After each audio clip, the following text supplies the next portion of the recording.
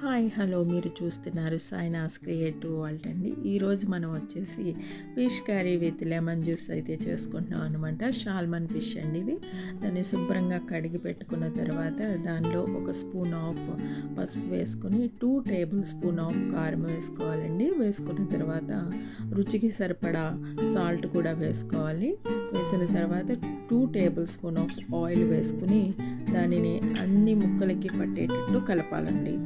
ఈ రోజుల్లో మనకి చింతపండు తినాలంటే గ్యాస్ ప్రాబ్లమ్స్ వాటి వల్ల మనం తినలేకపోతున్నాం కదండి. అందువల్ల ఏంటంటే లెమన్ జ్యూస్ వేసుకుని మనము ఫిష్ కర్రీ తయారు చేస్తున్నామండి. ఇప్పుడు ఫ్యాన్ పెట్టుకుని స్టవ్ వెలిగించి ఫ్యాన్ పెట్టుకుని దాని మీద 4 టేబుల్ స్పూన్ ఆఫ్ ఆయిల్ వేయాలండి.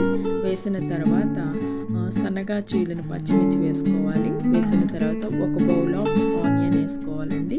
ఆనియన్ వేసుకున్న తర్వాత కొంచెం వేగడం కోసము సాల్ట్ యాడ్ చేసుకొని మనము గోల్డిష్ కలర్ వచ్చే వరకు దానిని ఫ్రై చేసుకోవాలండి. ఫ్రై చేసుకున్న తర్వాత ఒక స్పూన్ అల్లం వెల్లుల్లి పేస్ట్ వేసుకోవాలి. తర్వాత హోమ్మేడ్గా మనం చేసుకున్న మసాలా ఒక 2 టేబుల్ స్పూన్ వేసుకొని బాగా కలపాలండి.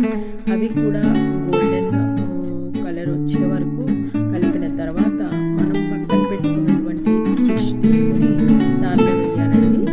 వేసి మొత్తం అంతా పట్టేటట్టు కలపాలన్నమాట. కలిపిన తర్వాత 2 మినిట్స్ తర్వాత వాటర్ యాడ్ చేయాలండి.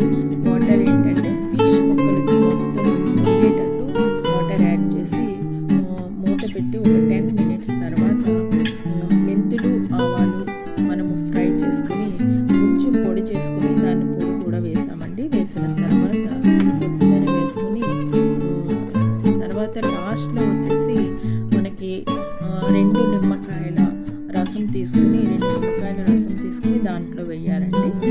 అంతేనండి, రెడీ అయిపోతుంది fish curry with lemon juice.